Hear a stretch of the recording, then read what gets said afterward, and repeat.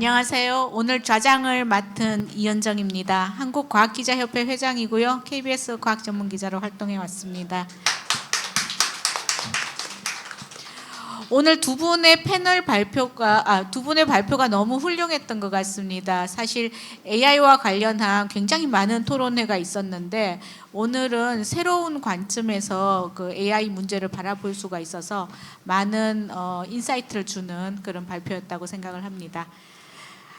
아울러 토론에도 굉장히 훌륭한 분들을 모셨는데요. 제가 오른쪽부터 소개해드리겠습니다. 권가진 서울대 융합과학기술대학원 교수님이십니다.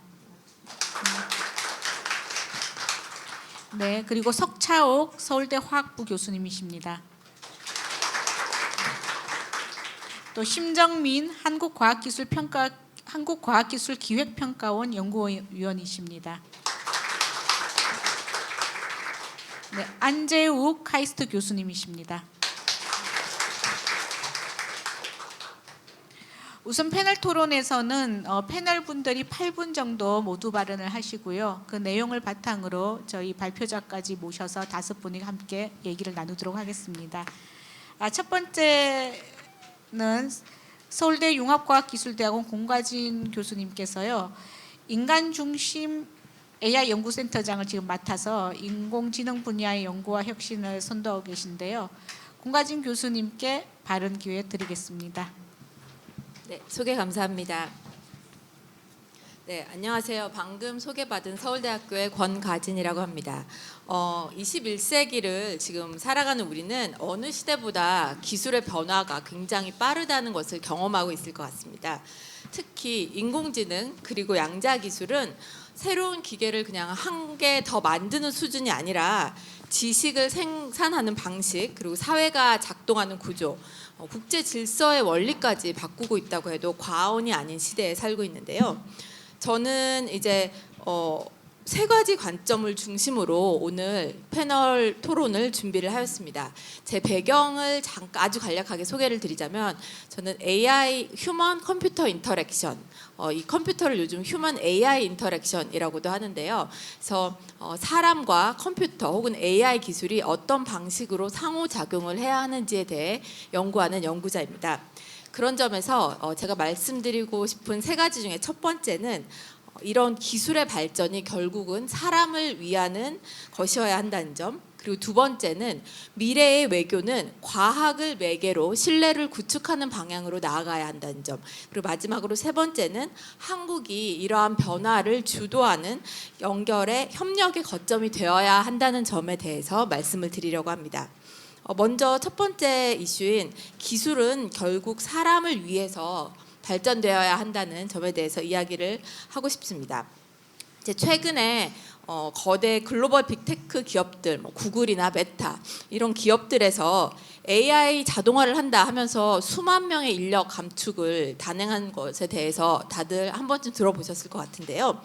여기서 겉으로는 AI 시대에 맞는 개편이다라고 얘기를 했지만 그 당사자들은 얼마나 불안했을지에 대해서 한번 생각을 해보셨으면 좋을 것 같아요. 그래서 어느 날 갑자기 회사에 왔는데 동료가 잘렸어요. 그러면 그 다음은 나 아닌가? 뭐 이런 불안이 있겠죠.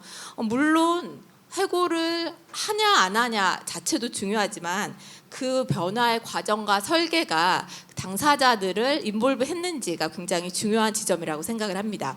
그래서 변화가 불가피하더라도 그 과정에서 이해 당사자들을 존중하고 이해할 수 있는 방향으로 이루어졌는지, 사람이 납득을 할 수 있는 방법이었는지, 그리고 이 변화를 겪는 사람들이 그럼 새로운 역할을 어떻게 찾아야 하는지에 대한 방향성과 여지가 생각되지 않고 이런 변화를 감행한다면 종국에는 이러한 변화가 누구를 위한 것인가, 사람을 위한 것인가에 대한 생각을 안 할 수가 없습니다. 그래서 기술 혁신을 사람을 위한 혁신 방향으로 진행을 해야 하는 것이 중요하다는 것을 첫 번째 포인트로 말씀을 드리고 싶습니다.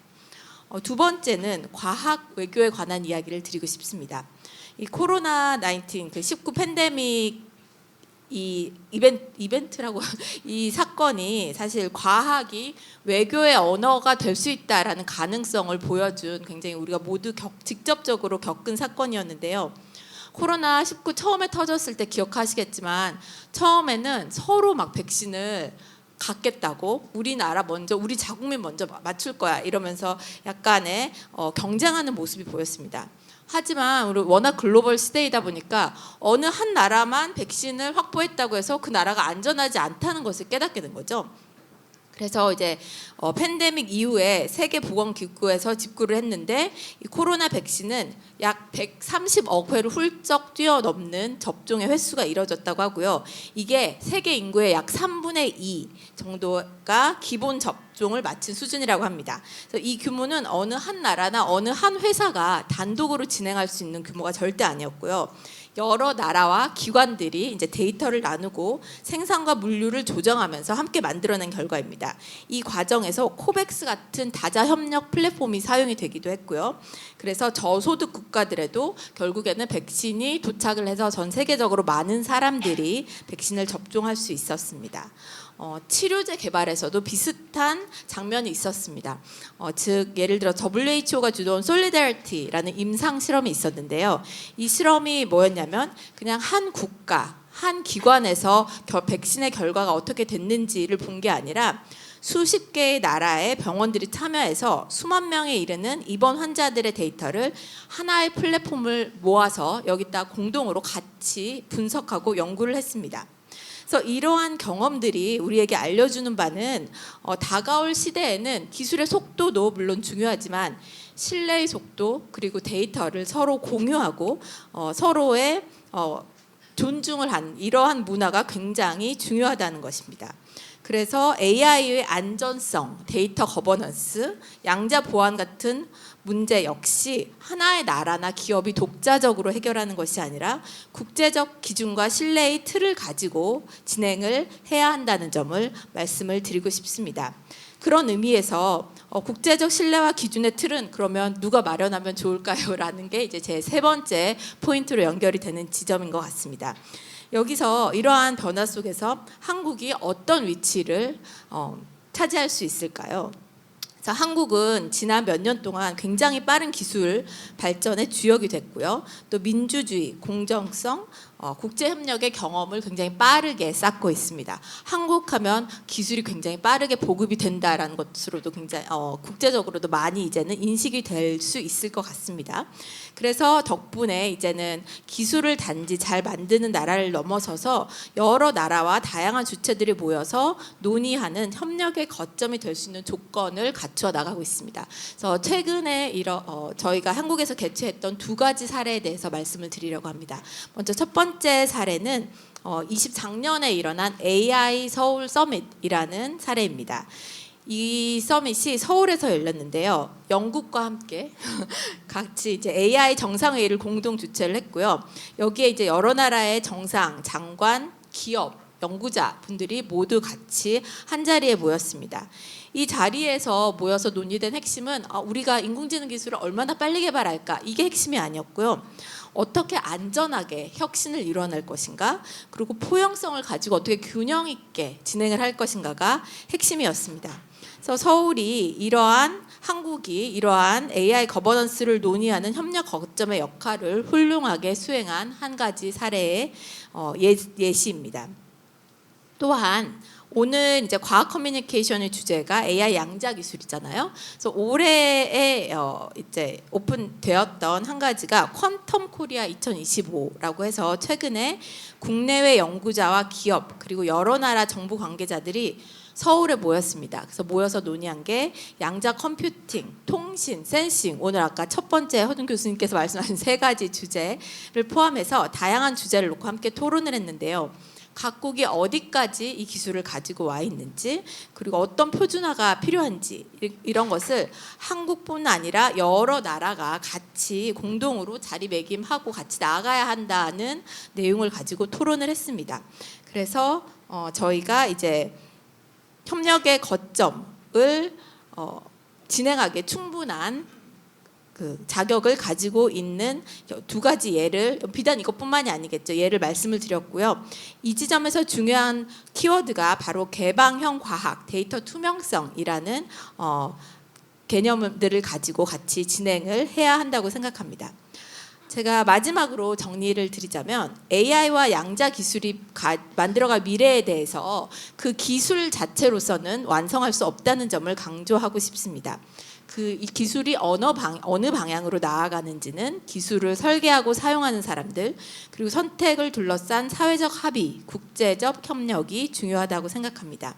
그래서 한국이 주도적으로 열린 협력의 장을 만드는 역할을 할 때 AI와 양자 혁신의 시대는 함께 성장하는 미래가 될 수 있다고 믿습니다. 경청해 주셔서 감사합니다.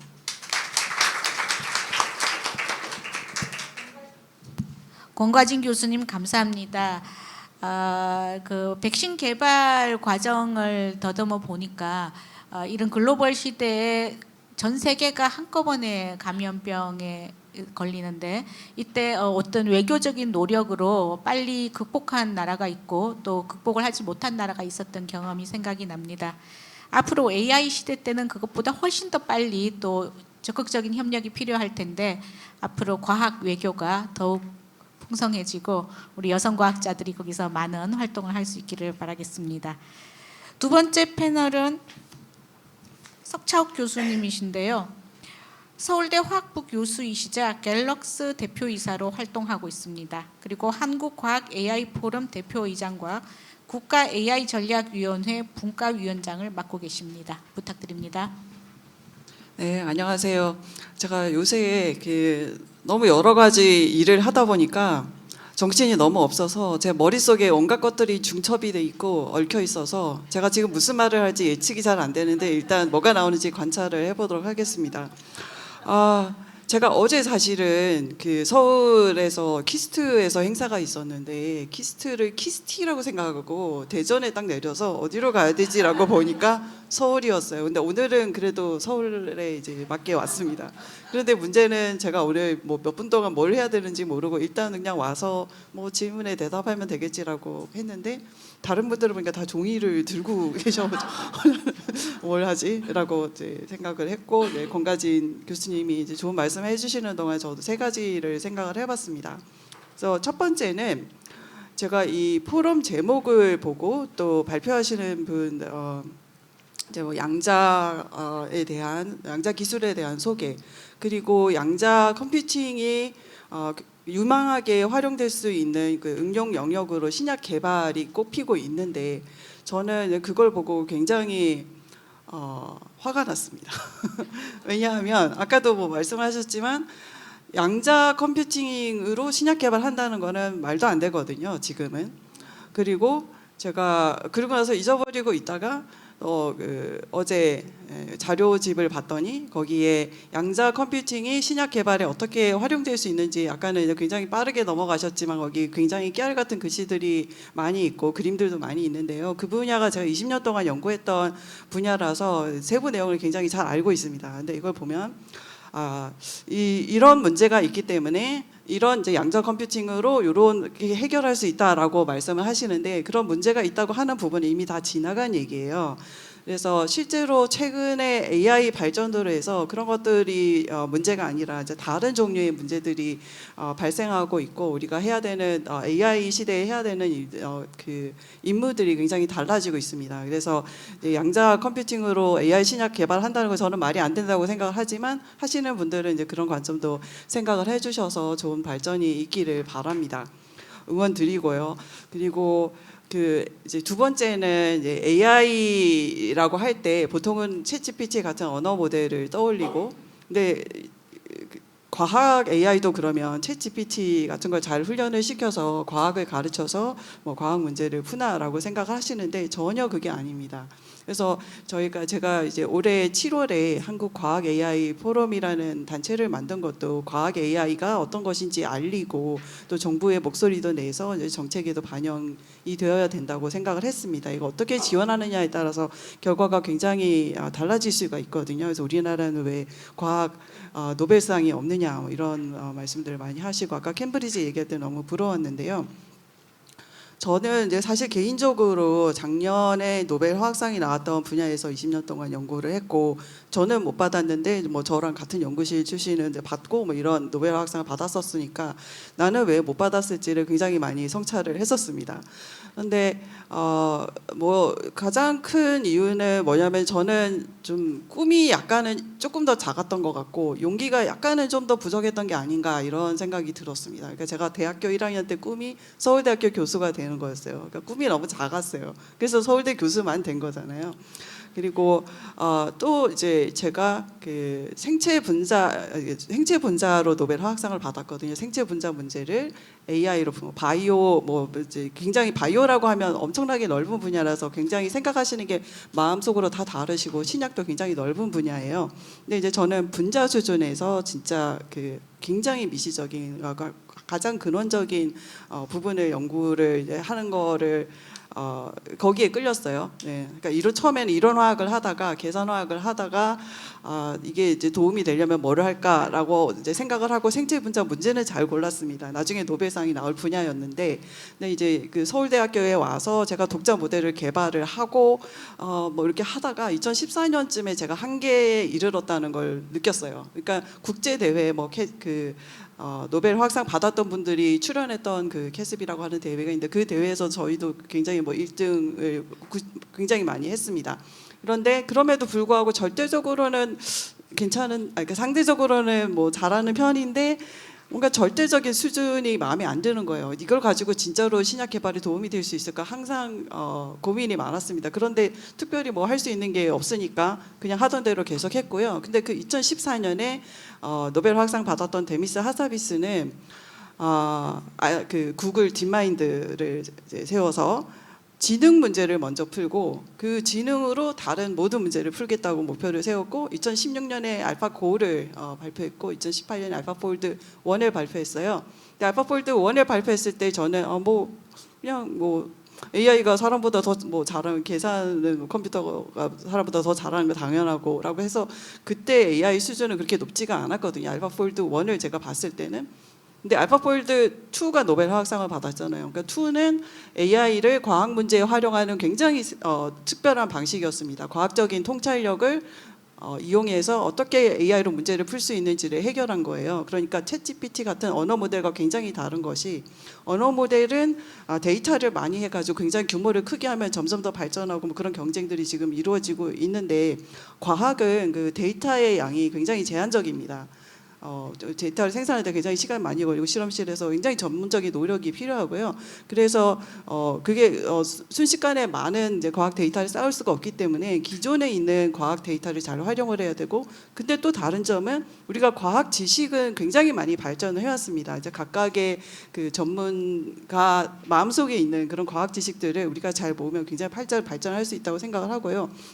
그러면은 이걸 어떻게 모으고 어떻게 AI를 개발할 것이 더 발전시킬 것인지에 대한 이제 생각들을 많이 하게 되는데, 결국은 이제 알파폴드는 이제 생체 분자에 대한 연구였고, 우리가 바이오를 하려면 결국은 인체 전반에 대해서 우리 이해할 수 있어야지 신약 개발의 뭐 임상 성공률을 높인다든지 여러 이제 우려하는 그런 부분들이 해결이 될 수가 있는데, 그러려면 뭐를 해야 되는지 생각을 해보면 이거는 뭐 한 몇 사람의 과학자 또는 뭐 컨소시엄으로 할 수 있는 게 아니고 국가적으로 노력을 기울여야 된다는 생각을 하게 됐습니다. 사실은 알파폴드도 저희 같은 실험실에서는 할 수가 없었어요. 그러니까 제가 만약에 뭐 딥마인드 같은 걸 세워가지고 엄청나게 많은 자원과 사람을 모아서 했었으면 할 수가 있었겠지만 뭐 서울대학교에서 작은 연구실을 하고 있는 뭐 불가능하잖아요. 근데 그런 식으로 국가적으로 지원을 해서 알파폴드도 그렇고 그 다음에 이제 더 그 큰 바이오 시스템으로 가려고 하면 더 큰 이제 자원과 노력이 필요한 거예요. 그러면은 이거는 이제 국가가 해야 된다라고 생각합니다. 우리나라에는 구글이나 메타나 뭐 마이크로소프트 같은 그런 회사가 없으니까. 그러면 그걸 어떻게 해야 되는지를 이제 생각을 하면서 국가 AI 전략위원회에서 여러 가지 생각을 하고 있고요. 이제 외교 쪽으로 가야 될 것 같은데요. 기자님이 자꾸 저를 쳐다보셔가지고 정리를 해야 될 것 같은데, 이제 외교 그 과학 외교를 잘하려면 저는 이제 서로 주고받을 게 있어야 되잖아요. 그래서 우리만의 강점을 가진 게 있어야 되는데 그러면 이제 아까 말씀드렸듯이 과학 AI 또는 이제 바이오 AI 신약 개발을 잘하려고 하면 관련된 데이터들을 집중적으로 우리가 잘 모아서 어떻게 써야 되는지, 그러니까 뭐 지금은 굉장히 분절되어 있고 여러 군데 나눠져 있습니다. 분산되어 있고요. 모델도 다 분산되어 있고 이런 것들을 뭔가 집중해서 관리하고 허브가 될 수 있는 그런 역할을 하는 이제 국가 연구소가 필요하다고 생각해서 그런 것도 기획을 하고 있습니다. 그래서 어쨌든 이런 것들을 잘 오가나이즈를 해서 우리가 자체적으로 독자적인 데이터와 모델을 가지고 있을 때 AI 측면에서 과학 연구도 잘 이루어질 수 있을 거라고 생각합니다. 네, 준비를 안 하셨다고 했는데 상당히 그 준비된 대답이 자동으로 튀어나오시는 것 같습니다. 우리가 과학 외교를 좀 더 잘했다면 석창욱 교수님이 이제 지금 노벨상을 받지 않았을까 하는 굉장히 안타까운 마음이 들었습니다. 네, 다음 토론자는 심정민 연구위원이십니다. 심 위원께서는 한국과학기술기획평가원 인재정책센터 연구위원이시고요. 국토교통과학기술위원회 등 다양한 국가정책기구에서 활동하면서 과학기술, 인재정책 분야를 전문으로 이끌고 계십니다. 부탁드리겠습니다. 네, 안녕하세요. 키스TV의 심정민입니다. 네, 저는 사실은 뭐 기술에 대해서는 잘 모르고 사실 과학기술 정책 측면에서 이제 오늘 발제하셨던 내용들 위주로 좀 몇 가지를 말씀을 드리겠습니다. 우선은 뭐 AI 그다음에 양자 사실 국가전략기술로 이제 지정이 돼 있고 사실 각국이 이제 그 두 개의 기술에 대한 투자를 엄청 많이 하고 있는 상황입니다. 이제 기술 주권이나 글로벌 리더십 확보를 위해서 사실 두 개의 기술에 대한 투자를 많이 하고 있고 이제 맥켄지 보고서를 보면 사실 양자 기술은 사실 중국의 정부 연구개발 투자의 비가 상당히 높게 나타나고 있고 중국은 153억 달러, 미국은 38억 달러 그래서 중국과 미국과의 갭이 상당히 큽니다. 근데 우리나라는 사실 내년도 올해 2025년도 한 2천억 그러니까 35년까지 한 2.3조 정도 되고 2천억 정도뿐이 안 되거든요. 그래서 사실 우리나라와 이제 미국, 중국과의 갭이 상당히 큰 분야라고 볼 수 있고요. 사실 AI는 사실 중국의 투자가 상당히 큽니다. 그래서 중국은 4,700억 달러, 그다음에 미국은 4,700억 달러, 중국은 1,100억 달러 이 정도였고 우리나라는 73억 달러 정도에서 그 세 개 국가 간의 사실 격차가 상당히 큰 분야입니다. 사실 이 기술은 사실 안보적인 관점에서도 상당히 좀 큰 분야고 사실 오늘도 이제 주제가 과학기술 외교잖아요. 사실 그런 측면에서 이제 그 결국에는 협력과 동맹을 어떤 식으로 갖고 가느냐가 이 기술을 확보하고 또 유지하고 우리가 활용하는 데 상당히 상당히 의미가 있을 것이라고 봅니다. 사실 저는 아까 인력에 대한 얘기들을 말씀드려가지고 사실 인력의 측면에서 좀 몇 가지만 말씀을 드리겠습니다. 제가 이제 AI도 그렇고 양자도 그렇고 너무 큰 분야이기 때문에 이제 양자만 중심으로 좀 먼저 말씀을 드리겠는데요. 제가 얼마 전에 이제 양자 기술 인력 지도라는 거를 이제 만들었습니다. 그래서 이제 우리나라 뿐만 아니라 전 세계에 있는 양자기술 그러니까 양자기술 인력을 한번 연구자들을 한번 전체적으로 포괄하는 연구를 이제 수행을 했는데요. 그 연구 결과 이제 의외로 우리나라 그러니까 전 세계 양자 연구자들은 한 7만 명 정도 있고 사실 중국이 의외로 1등이 나왔습니다. 그래서 이게 양자 컴퓨팅, 통신, 센싱 모두 할 거 없이 중국이 1위가 나왔고요.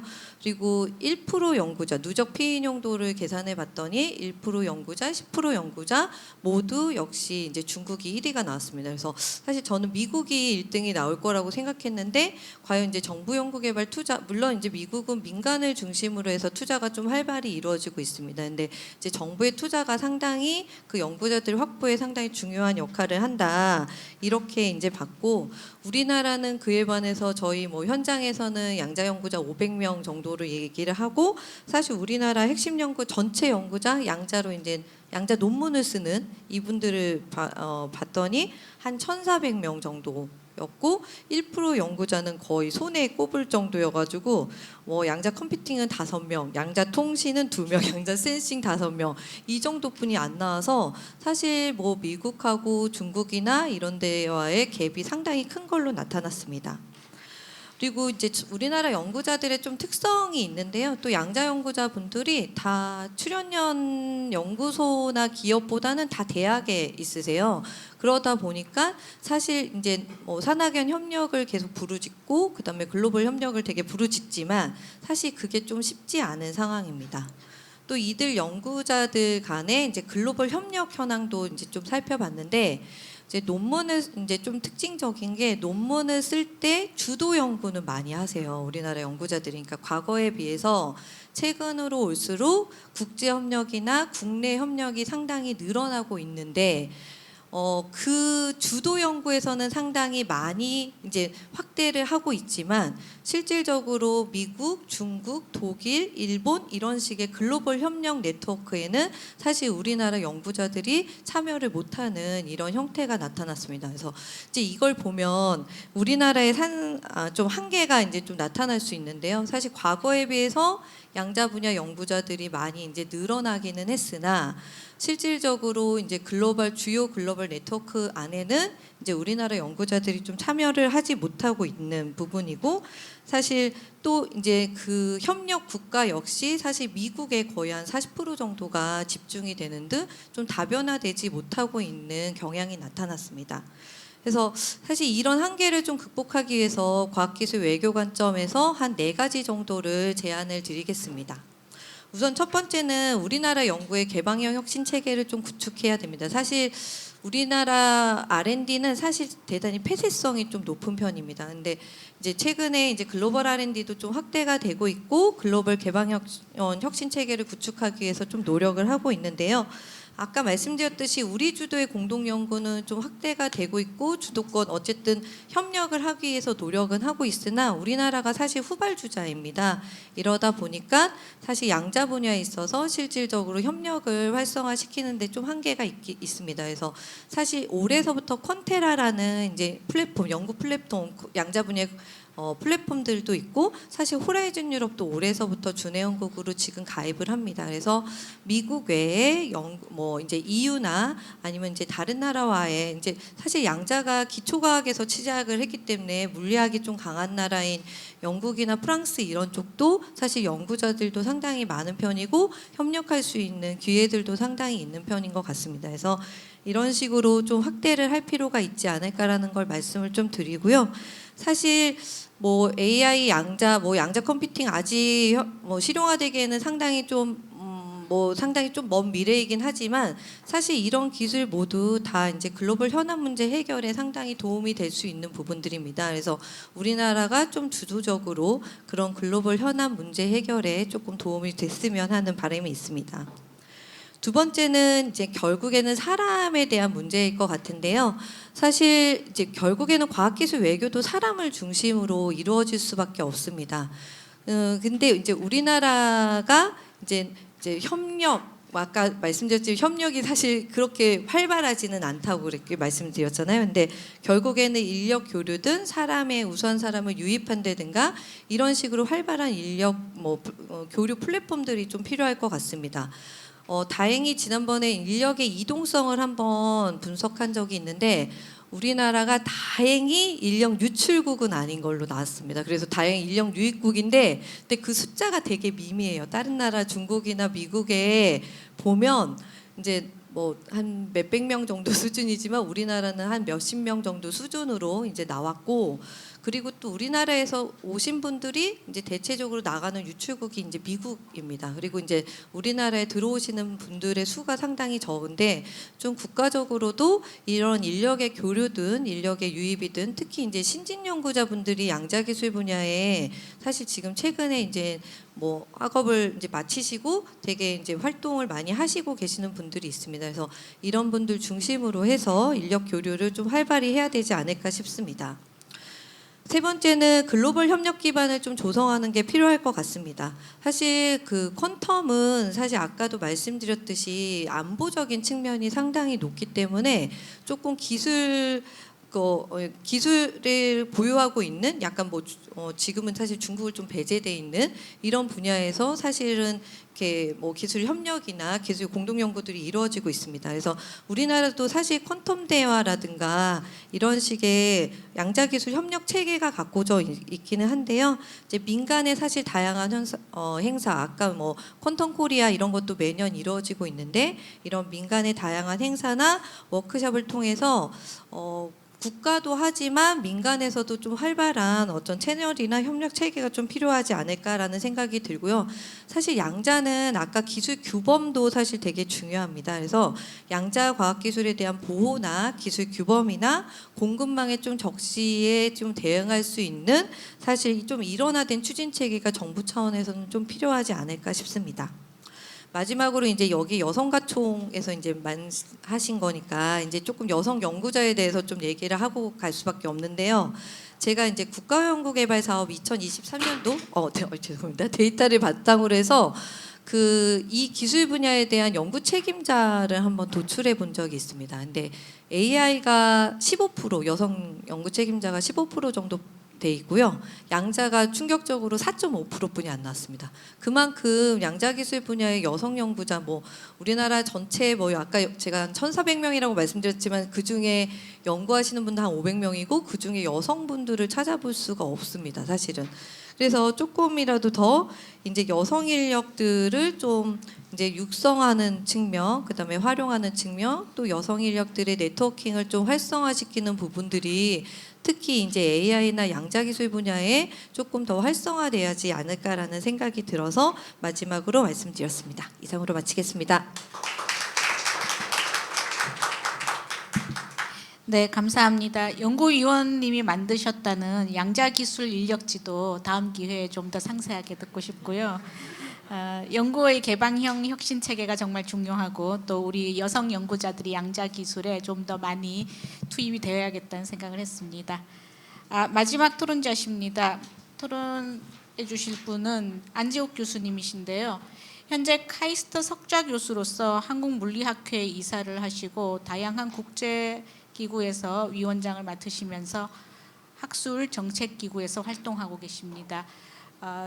전공은 원자, 분자, 광물리 분야의 연구를 선도하고 계십니다. 부탁드립니다. 네, 안녕하십니까, 안재욱입니다.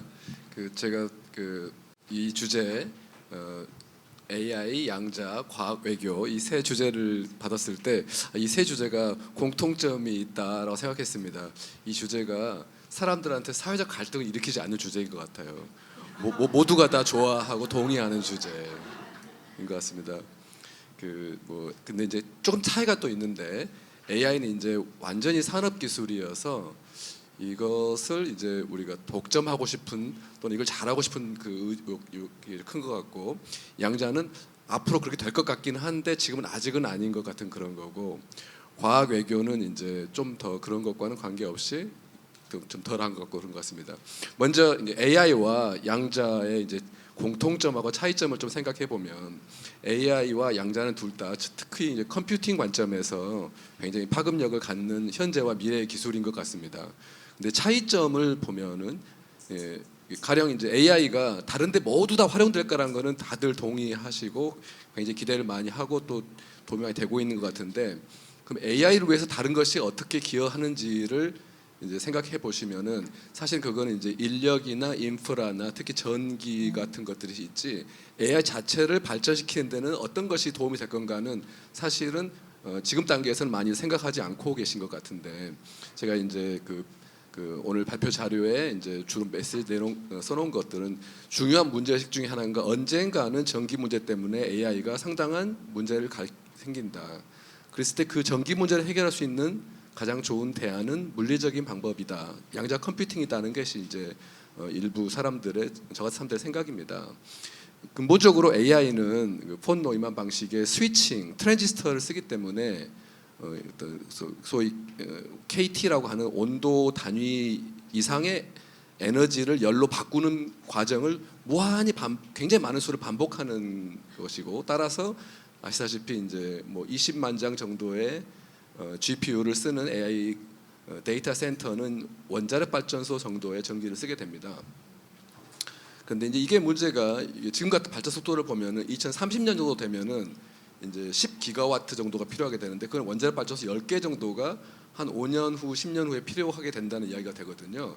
물론 이제 에너지원을 계속 더 좋은 걸 개발을 해서 그걸 쓸 수는 있겠지만은 이 과정이 반복될 수가 있고 그 이유는 아까 말씀드린 바와 같이 이 트랜지스터가 신호를 처리하는 즉 영과 일을 쓰고 만들고 생성하고 지우고 하는 모든 프로세스가 에너지를 열로 바꾸기 때문에 그렇습니다.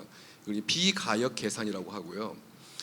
원리상 가역 계산에 대한 많은 것들이 있는데 대표적인 가역 계산이 양자 컴퓨팅입니다. 즉 양자 컴퓨팅은 전기 에너지와는 무관한 그런 계산이 되겠습니다. 그러니까 근본적으로 그런 차이가 있다. 그 정도 말씀드리고요. 그 과학 외교에 관해서는 이것도 마찬가지로 많이들 외교를 통해서 과학을 발전시키는 거로 생각하고 계세요. 근데 그 국제 협력이란 단어를 제가 이제 학과에 새로 오신 교수님들하고 이야기를 나눠 보니까 저희가 그 가령 프로포설이나 다른 데서 이야기하는 과학 국제협력과는 전혀 다른 개념으로 사용되고 있다는 걸 알게 됐습니다. 이제 소위 이제 글로벌한 환경에서의 과학 외교 또는 국제 협력은 개별 국가가 할 수가 없고 또 사회 인류적인 문제를 협력을 해서 이루겠다는 목적에 출발하고 또는 뭐 이 지속 가능성이랄지 또는 이런 그 격차를 해소하는 데 쓰이는 목적으로 쓰는 단어이지. 근데 우리는 어떻게 사용하냐면은 국제 협력은 시장 기술 파악 또는 기술 획득,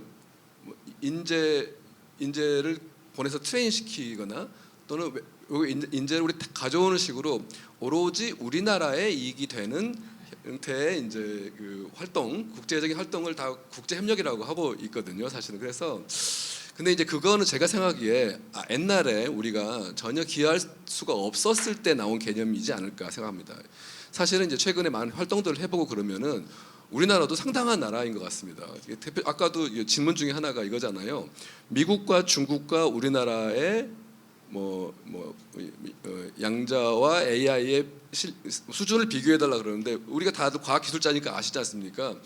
높이만 중요한 게 아니라 높이에는 에러바가 있고 또 에러바와 높이만 중요한 게 아니라 속도도 중요하지 않습니까? 근데 위치는 좀 더 낮을 수 있을 것 같아요. 미국이나 중국보다는 훨씬 낮는 건 맞고 다른 대부분 나라들은 우리와 같은 위치이거나 아니면 에러바 속에 들어간다고 봅니다.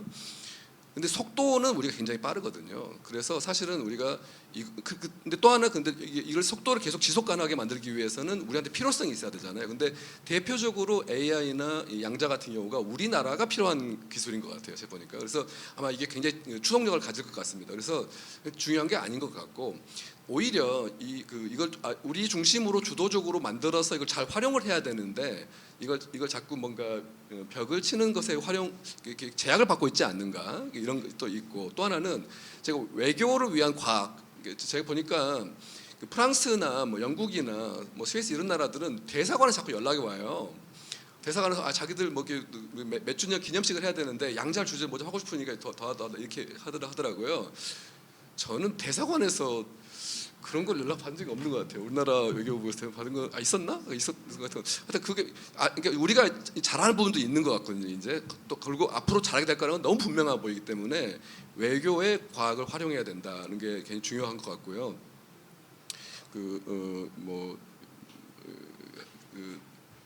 대표적으로 이제 국제기구 같은 것에 이게 시민들이 거기서 국제기구에서 우리가 어떤 도움을 받는지를 인식을 못하고 있는 것 같은데 근데 또 하나 문제가 보니까 우리 학생들도 그렇고 저도 그렇고 마찬가지 다 대부분 마찬가지인데 우리나라 사람들 기준으로는 외향적인 분들이 있고 내향적인 분들이 있잖아요. 근데 국제 기준으로는 우리나라 사람들 다 내향적인 분들입니다. 그래서 양자도 그렇고 뭐 과학 외교 이런 것도 마찬가지 같은데 좀 그런 인력들을 길러야 될 것 같습니다. 상당히 외향적이어서 굉장히 뭔가 그것들 활동을 파급력이 있을 수 있는 사람들을 했으면 좋겠다. 이 정도 말씀드리겠습니다. 감사합니다. 네, 잘 들었습니다. 말씀해 주신 것처럼 우리가 국제 협력에 대해서 너무 옛날의 방식으로 생각을 하고 있다라는 걸 느낄 수 있었고요. 그래서 외향적인 분으로서 우리 한남식 교수님이 앞으로 아주 적극적인 활동을 해주실 것으로 기대가 됩니다. 혹시 한 교수님 그 네 분의 발제 중에서 뭐 코멘트하실 말이 있으실까요? 네, 아니 뭐 다 좋은 말씀 잘 들었고요. 네, 아무튼 중요한 거는 우리나라의 위상이 지금 말씀 주신 것처럼 제가 이제 20년 동안 해외에 살면서 저는 정말 몸으로 느꼈다고 생각합니다. 20년 전에 처음 유학생으로 갔을 때 물론 저의 뭐 사회적 지위라고는 없지만 학생으로 갔기 때문에 그런 것도 있지만 이제 영국인들이 처음 거는 말의 수준이 이제 보통은 북이냐 남이냐 그걸 물어보고 가끔 제가 북이라고 얘기해도 뭐 솔직히 그들은 관심이 없는 나라였습니다. 그리고 이제 조금 더 관심을 보여서 말하면 뭐 강남 스타일 정도 알고 자기 일본 가고 싶은 뭐 로망이 있다. 그게 일종의 버킷리스트 중에 하나였습니다. 영국인들은 특히 일본이랑 좀 섬나라로서 친하기 때문에 원래 역사적으로. 그래서 근데 요즘은 이제 저한테 일본 얘기를 하거나 뭐 중국 얘기를 하는 사람 전혀 없고요.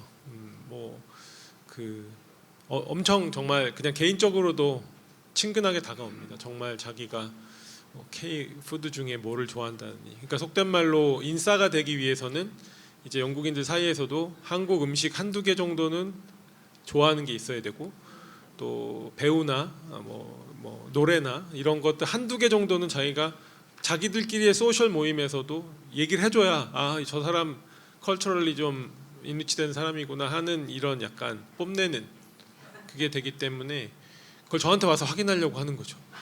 자기가 이런 걸 좋아하는데도 많아. 근데 그게 또 여담이 길었지만 결국에는 과학적으로도 우리나라의 과학을 상당히 높게 봅니다. 전에는 그냥 제품 잘 만드는 나라 정도였다면은 지금은 이제 일종의 어드마이어하고 오고 싶고 과학적으로도 같이 교류하고 싶고 그래서 저도 공동 연구나 이런 거를 뭐 한 10년 전에 했던 거랑 지금의 공동 연구를 추진하는 거는 탄력이 크기 때문에 지금 어떻게 보면 우리나라가 한 단계 더 진일보할 수 있는 절호의 기회가 오는 것이 아닌가 하는 생각이 들어서 우리나라가 잘하는 것도 있지만 또 같이 해서 더 잘해야 될 부분이 아직도 많기 때문에 그런 차원에서 과학 외교가 되게 중요하지 않나 그런 생각을 하고 있고 네 저는 MBTI에서 E가 맞기 때문에 모쪼록 최선을 다해 보겠습니다.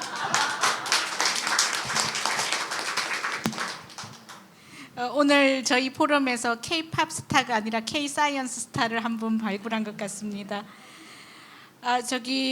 그동안 저희가 사전 질문을 좀 받았었는데요. 사전 질문을 좀 소개시켜드리고 또 그다음에 현장 질의를 받도록 하겠습니다.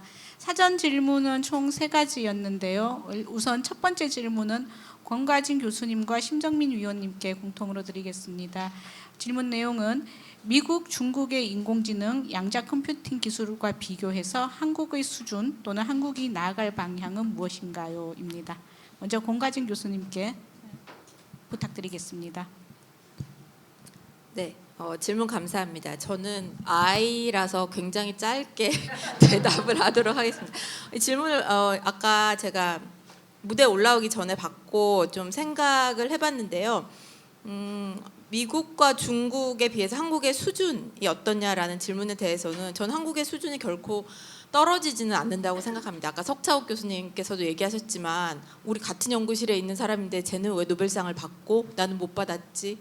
여기에서 생각할 수 있듯이 그러니까 한국의 수준이 떨어지지는 않는데 양적으로 너무 적은 수가 있어서 좀 극복하기 어려운 부분이 있는 것 같아요. 근데 이거는 퍼퓰레이션이 한국 사람이 미국이나 중국에 비해서 워낙 적기 때문에 뭐 어떻게 지금 저출산 문제도 있고 해서 애를 많이 낳는다고 극복할 수 있는 문제는 아닌 것 같고 그러면 이런 수준은 떨어지지 않은데 이런 문제를 어떻게 극복할 수 있을까에 대해서 생각을 해보았습니다.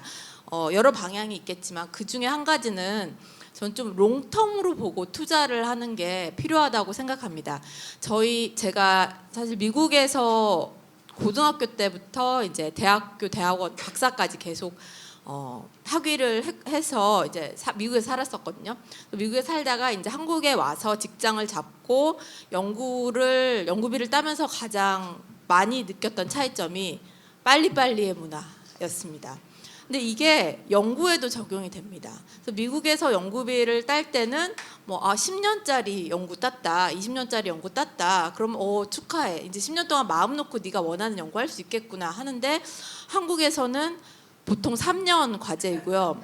그것도 1년마다 성과를 내야 됩니다. 그러다 보니까 빨리 내가 성과를 내야지 다음 단계로 내가 좋아하는 연구 계속하고 싶은데 그러면 그 중간중간에 성과를 내야 되면 그 중간에 성과에 약간 그거 내느라고 또 롱텀을 놓치고 그런 일이 좀 발생을 하더라고요. 그래서 좀 진득하게 믿고 10년, 20년씩 장기적으로 연구할 수 있는 그런 그런 대형 과제들을 좀 많이 만들어 주시고 정부에서 지원을 해주시면 우리도 양은 적지만 수준은 굉장히 높은 퀄리티의 연구를 진행할 수 있지 않을까 그렇게 생각을 합니다. 감사합니다. 네, 답변 감사합니다. 심정민 위원님께 같은 질문 드리겠습니다. 네, 저희는 정책기관이니까 조금 근거 있는 데이터로 얘기를 좀 드리면 사실 저희 기관에서 이제 기술 수준 조사라는 걸 하거든요. 그래서 거기 보면 유감스럽게도 양자는 22년도 기준으로 해서 미국이 100이면 우리나라는 65.8%뿐이 안 됩니다. 그래서 사실 기술 격차가 어느 정도 있다고 볼 수밖에 없고 네, 그거 이유는 94.4%인데 우리나라는 사실 조금 아직은 좀 따라가야 될 부분들이 좀 있는 것 같습니다. 물론 AI는 좀 다릅니다. AI는 좀 그나마 그 기술 수준이 많이 올라왔는데 양자는 조금 더 집중적인 투자가 필요하지 않을까라는 생각이 좀 들고요. 우선은 아까 기초연구, 장기적인 기초연구에 대해서 말씀하셨는데 사실 저도 그 부분에 대해서 동의합니다. 그리고 양자가 사실은 한 2배 정도 증가가 됐어요. 2025년도에 올해 이제 작년 비해서 2배 정도가 증가가 됐는데 사실 그 규모 역시 사실 2천억 원 정도뿐이 안 돼서 상당히 다른 R&D에 비해서는 사실 규모의 면에서는 상당히 작습니다. 그래서 어떤 면에서는 이제 기초 연구의 지속적인 확대도 되게 중요한데 사실은 정부에서 꾸준히 이 기술이 이제 저희가 이제 보면 전략기술 분야나 중점기술 분야가 항상 이렇게 조금 변동들이 있어요. 정권의 트렌드에 따라서 그때 어떤 핵심 이슈나 이런 것들이 달라지면 좀 변동이 있는데 사실 약간 지속적으로 이게 핵심 기술이고 이게 중요한 기술이라고 생각하면 전략기술이라고 생각하면 조금 장기적으로 정부의 R&D를 좀 투자해야 되지 않을까라는 생각이 들고 사실 아까도 제가 인력에 대해서 말씀드렸는데 그 R&D 투자와 인력에는 상당히 큰 상관관계가 있습니다. 그래서 투자를 많이 할수록 R&D 인력의 수도 늘어나거든요. 그래서 이제 양자 분야는 특히 지금 소수의 인력이기 때문에 이 분야의 인력들을 좀 확보하기 위해서는 지속적으로 정부에서 좀 투자를 해야 될 필요가 있고요.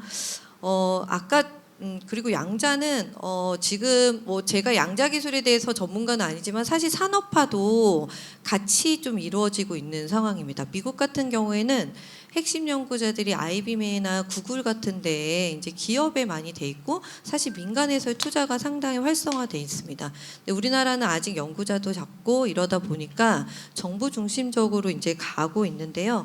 결국에는 이 양자 기술의 활용이나 지금 AI도 마찬가지지만 AI, AX, 양자도 양자 전환 이런 것들을 하기 위해서는 민간과의 협력이 상당히 되게 중요합니다. 그리고 민간에 사실 연구자들이 있어야지 그런 협력들이 가능하거든요. 그래서 보면 결국에는 이제 정부의 투자 이런 것들도 너무 이제 대학도 중요하고 대학에 대한 기초 연구도 좀 기본적으로 좀 장기적으로 추진하는 반면에 또 이제 다른 연구소나 대학 기업들도 이제 같이 좀 투자가 이루어져서 좀 활성화되고 그다음에 산업화로 이어지는 이런 고리가 좀 있으면 좋지 않을까라는 생각이 들고요. 마지막으로 아까 여성 인력들 제가 이제 다시 한번 좀 말씀을 드리고 싶은데 여성 인력들이 특히 전략 산업 분야에 대단히 없습니다. 이게 이제 기본적으로 양성 측면에서부터 좀 문제가 있기 때문인데요. 사실 그런 측면에서 좀 여기 계신 분들의 역할들이 좀 필요하지 않을까라는 생각이 들어서 마지막으로 말씀드렸습니다. 네.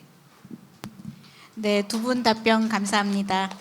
그리고 두 번째 질문은 안재욱 교수님께 드리고 싶은데요.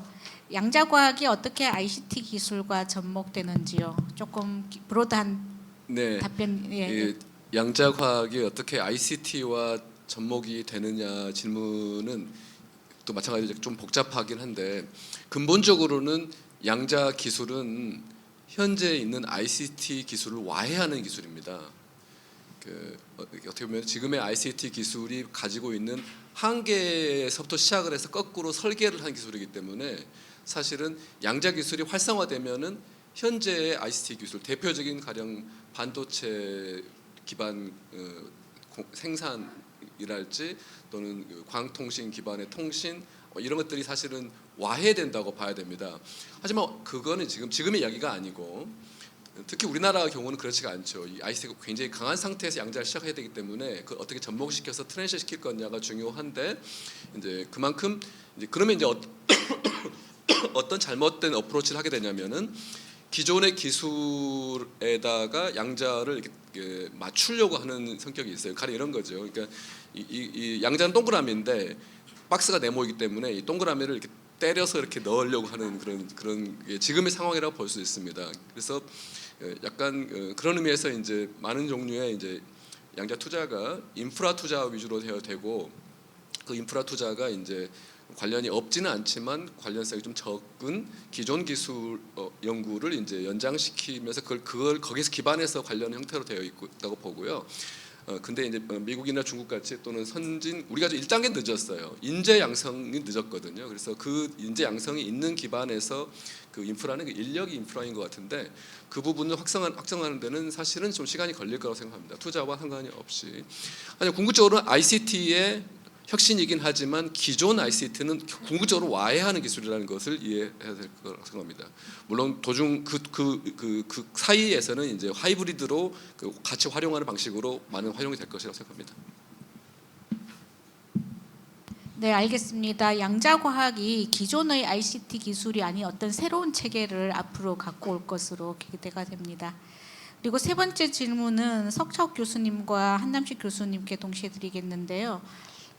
AI 기술의 임상 시험은 기존 약학 등의 임상 절차와 같은지, 이분의 의도는 우리가 경험적으로 해본 기존 임상 시험과 AI에서 사고 배치되는 면이 생긴다면 그건 또 어떻게 확인해야 되는지 이런 것이 궁금한 것 같습니다. 석차욱 교수님부터 부탁드리겠습니다.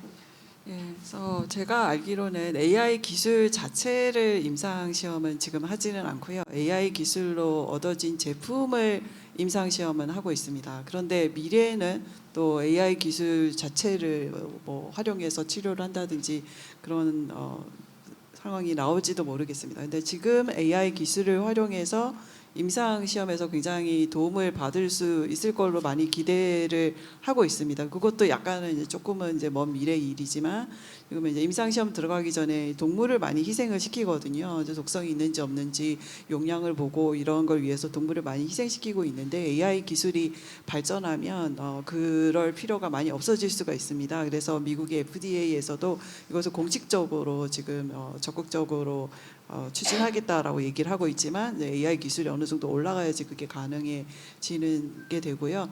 근데 실제로 임상에서도 어쨌든 그 환자마다 같은 약이라도 그 환자의 어떤 상태와 그 환경에 따라서 굉장히 다르기 때문에 다르게 작용할 수가 있어서 이런 것들을 굉장히 처음부터 잘 예측을 하고 정밀하게 치료를 할 수 있는 방법이 있다면 굉장히 임상에서 도움이 될 테고 그런 영역에서도 앞으로 AI가 많이 활약할 것으로 생각하고 있습니다. 예, 그 임상 시험은 아주 신약 개발에서도 돈도 많이 들고 기간도 오래 걸리는 또 아주 많은 사람들 특히 임상이나 환자 또 가족들까지 참여하는 아주 그냥 단순한 과학의 문제가 아닌 생명이 달린 문제가 있는데요. 그렇기 때문에 뭐 학계에서 하기보다는 당연히 다국적 제약사로 불리는 그런 거대 제약사들이 막대한 자본력으로 하게 됩니다. 그래서 아마 이 답변을 드리기 가장 좋은 거는 그럼 대형 다국적 제약사들은 어떻게 하고 있는가 봤을 때 국내 제약사들도 이제 임상을 하시고 또 AI 팀도 이렇게 꾸리는 회사들도 계시지만 좀 안타까운 현실인데 이제 다국적 제약사들 제가 본 기업들 예를 들면 뭐 노보노디스크라든지 아스트라제네카라든지 파이자가 이런 회사들은 이제 인공지능하는 인력을 팀 단위로 뽑는 게 아니라 센터를 만들어 버립니다. 그러니까 팀이 여러 개가 있어서 진짜 AI 전문가들이 한두 명이 아닌 수십 명에서 수백 명까지 채용을 하고 이미 뭐 노보 노디스크는 킹스 크로스라고 하는 영국 런던에 이제 거기 구글 딥마인드도 있고 해서 일종의 거기가 이제 영국에서는 팔로알토처럼 모이고 있는데 거기에 이제 AI 센터를 설립했고 GSK도 마찬가지로 거기 설립을 했고 아스트라제네카는 아까 보여드린 캠브리지에 설립을 했고요. 그래서 그 많은 인력들이 무슨 일을 하느냐 그러면 봤을 때 놀랍게도 이제 대부분 임상 시험에서 나오는 데이터를 분석하는 일을 하고 있습니다. 이유는 자명합니다. 이제 대형 제약사들은 영리를 추구하는 영리 기업이기 때문에 그들은 돈을 벌어야 되고 반대로 돈을 적게 쓰는 것도 역시 돈을 버는 방법이기 때문에 어떻게 하면 그 비싼 임상 시험을 빨리 저비용으로 끝낼 것인가 거기에 AI를 엄청나게 쓰고 있고 그 예로서 하나는 이제 그 임상 시험에서 나온 그 데이터 그러니까 결국에는 뭐 리스폰더, 논 리스폰더 그룹이 있고 예를 들자면 아주 심플하게 그러면 그 환자군에서 멀티오믹스 데이터든 시퀀싱 데이터를 뽑아내서 도대체 왜 약이 안 듣는 사람들 왜 안 듣고 약이 듣는 사람 왜 듣는가 그거를 밝혀낼 수 있다면 다음번 임상 시험에서는 그게 단초가 되겠죠. 그러니까 결국에 이들이 추구하는 거는 메디슨 3.0이라고 생각합니다. 메디슨 1.0은 아주 초기 단계의 의학이었다면 메디슨 2.0이 우리가 오늘 마주하고 있는 에비던스 베이스드 메디슨입니다. 그래서 일정 정도의 근거에 기반한 것이라면 메디슨 3.0은 AI 드리븐, 데이터 드리븐 메디슨이 될 것이고 바로 이 기업들이 그런 일을 하고 있을 걸 봤을 때 일단은 그런 현상이 벌어지고 있고 그래서 질문하신 그렇다면 우리의 임페리컬한 그런 것들과 대치가 되느냐? 저는 계속 말씀드리지만 그 인공지능이 모든 걸 대체하진 않을 거라고 믿고 있고 어디까지나 파이널 디시전은 우리 사람들이 만들어내는 부분이 반드시 있고 AI는 보조적인 역할을 할 것이라고 생각하고요. 그래서 이런 부분에 있어서 이제 제가 가끔 이제 뭐 이런 비슷한 질문 받을 때 하는 말이지만 제가 한 말이 아니라 이제 아스트라제네카 이제 SVP가 어떤 강연에서 비슷한 질문 받아서 한 얘기가 저도 인상이 남아서 드리는 말씀은 이제 그 AI가 그러니까 드럭 헌터라고 보통 표현을 하는데 그 우리 같은 사람 그 신약 개발 연구자들 드럭 헌터라고 하는데 AI won't replace the drug hunters, but drug hunters who doesn't using AI will be replaced. 그러니까 AI가 우리를 하진 않지만 결국에는 AI를 사용하지 않는 인간 신약 개발 연구자들은 교체될 것이다. 그 정도로 AI가 지금 급변하게 사용되고 있다는 말씀으로서 답변을 마치겠습니다. 네, 감사합니다. 그럼 팔로우에서도 질문을 좀 받았으면 하는데요. 혹시 질문하실 분 있으실까요? 네네. 네. 마이크 갖다 드리겠습니다. 네. 예, 뭐 저 강연과 토론 다 정말 유익하고 감사합니다. 제가 그 한 교수님한테 여쭤보고 싶습니다. 저는 저 환경하는 사람인데요. 그러니까 신약을 개발하진 않고 저희는 그 화학물질 독성 예측이나 뭐 위해 평가 이런 거 합니다. 근데 이제 저희가 작업을 할 때 아까 이제 디지털 컴퓨터라고 표현하신 걸로 제가 기억되는데 저희가 이제 그 예측 프로그램을 쓰고 싶어 합니다. 그래서 그때 저희가 작업했을 때는 클래식 컴퓨터라는 표현을 쓰시더라고요. 양자 컴퓨터 하시는 분이. 그래서 이제 클래식 컴퓨터와 양자 컴퓨터로다가 두 개로 다 써서 예측 모델을 돌려보자. 그래서 이제 그거 하는데 저희가 굉장히 기대를 하고 있었고 그리고 아까 소개해 주신 연대 가서 그 양자 컴퓨터 쓸 수 있는 키도 있다고 해서 막 되게 흥분해 있었는데 그럼 이제 저희가 생각할 때는 그것만 해도 상당 부분은 추려낼 수 있을 거라고 생각을 했는데 그분 말씀이 반드시 실험을 해야 된다. 실험을 안 하면 그게 맞는지 어떻게 할 수가 있겠냐라고 하셔서 이거 우리는 실험을 안 하고서 이걸 빨리 할 수 있을 거라고 기대했었는데 믿기는 좀 어렵지 않느냐. 그게 반드시 필요하다는 얘기를 하셔서 어떤 의견이신지 궁금하고요. 또 하나는 굳이 현재 뭐 큐사라든가 기본적인 그런 모델들이 있는데 그거 가지고 충분하다면 아까 말씀하신 것처럼 디지털 컴퓨터로 충분하다면 굳이 양자 컴퓨터로 갈 필요가 없는 것이 아닌가에 대해서 여쭤보고 싶습니다. 일단은 첫 번째는 네, 그 저도 당연히 컴퓨터 공학을 하고 제가 AI나 퀀텀을 하지만 실험 검증은 반드시 필요하다는데 100% 동의를 하고요. 왜냐하면 그게 없다면 제가 방금 답변 드린 부분에서 임상 시험에서 사람이 필요가 없겠죠.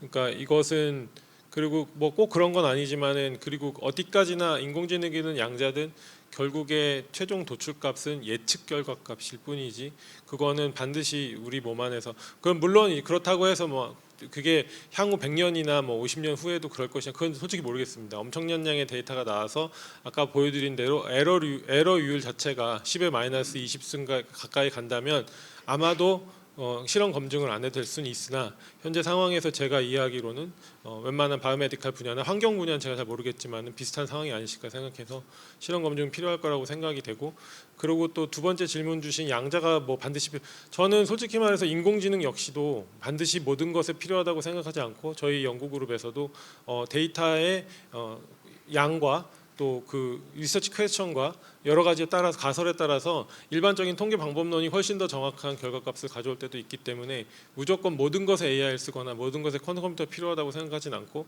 앞서 허준 교수님 말씀에서도 요즘은 하이브리드 형태의 AI 퀀텀도 나오고 있어서 모든 거를 퀀텀이 아닙니다. 그 AI로도 충분한 것, 심지어 AI도 필요 없는 것도 있기 때문에 그런 걸 선별적으로 쓸 수 있는 저는 그래서 도메인 널리지가 있는 AI 사이언티스트나 퀀텀 기술자가 있어야 된다고 말씀드리는 게 인공지능만 잘하고 퀀텀만 잘한다면은 뭐 이미 개발된 좋은 AI 모델이 있는데 그거 갖다 쓰면 되지. 그게 뭐 이미지 분석에서 개발된 AI를 갑자기 갖다가 시퀀싱 분석에 쓴다? 그거는 있을 수 없는 일인데 그런 것들은 도메인 날리지가 없으면은 사실은 바이올로지컬한 날리지나 이런 것들 없으면은 판단할 수 없기 때문에 저는 그런 도메인 날리지가 되게 중요하다고 생각하고요. 그래서 뭐 답변으로서는 아니라고 생각합니다. 네, 감사합니다. 또 혹시 질문 있으실까요? 네, 네. 마이크 드리고 있습니다. 지금 이제 우리가 양자에 대해서도 많이 얘기하는데 양자가 지금 아까 말씀하셨던 것처럼 굉장히 양자라는 분야에 그 투자하는 게 굉장히 뭐 어떻게 생각하면 응용 분야에 이미 컴퓨터 그 기존에 우리가 있었던 컴퓨터라는 시스템에 맞춰서 그 더 투자가 되고 있는 것 같은데 이제 물리 입장에서는 사실 아까 말했던 그 양자 컴퓨터의 원리 뭐 또는 그 가장 기본이 되는 쪽에 더 연구도 많이 되어 있고 또 그쪽을 더 하고 싶은 분이 많단 말이죠. 근데 지금 현재 우리나라에 그 투자하고 있는 분야를 보면 실제는 그 맨 끝단에 가 있는 쪽에는 좀 투자가 되어 있는데 그 중간 부분은 거의 안 되어 있는 것 같고 또 어떻게 보면 이제 약간 투자를 하는 입장에서는 거기를 투자해서 언제까지 거기를 그 끝에 응용으로 가냐 이제 그런 것 때문에 더 투자가 안 되고 있는 것 같기도 해요. 그리고 또 한 가지는 그 2천억이라는 돈에 지금 연구자 수를 계산해서 1인당 연구비를 따지면 실제는 얼마나 그 중국이나 미국에 있는 사람들에 비해서 연구비가 작은 건가? 물론 인력을 늘려야 되는데 현재 투자되는 비용이 어느 정도인가 그런 게 좀 궁금하고요. 그 투자를 한다는 입장에서 국가의 투자를 입장에서 제가 보기에는 너무 미래 기술인데 이 끝에 그 응용 거기에만 투자하는 게 아닌가. 그러면 중간에 그 예를 들어서 진짜 순수하게 시작됐던 기초과학이나 물리 쪽에 그 양자적인 원리에도 좀 투자를 하는 게 바람직한가. 그 면에서가 조금 의견을 주시면 좋을 것 같습니다. 그래서 심정민 박사님이나 안재욱 교수님이 좀 대답해 주시면 좋지 않을까. 제가 국가연구개발 사업 데이터를 바탕으로 해서 양자를 한번 분석해 본 적이 있었는데요. 그 의외로 기초에 투자가 제일 많이 돼요.